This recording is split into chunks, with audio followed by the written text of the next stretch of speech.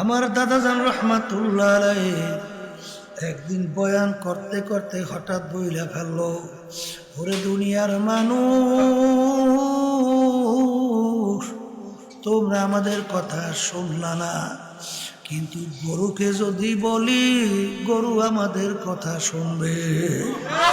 পাঁচান দূরে একটা গরু বান্ধা, দাদাজান রহমাতুল্লাহ হাত উপরে দিকে উঠাইয়া ডাক দিয়া বলে, গরু এদিকে আও।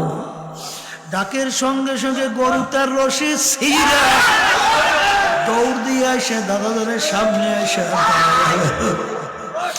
তখন দাদাজান বলেন, ওরে দুনিয়ার মানুষ, আমাদের কথা শুনলি না, দেখ গরু পর্যন্ত আমাদের কথা মানে।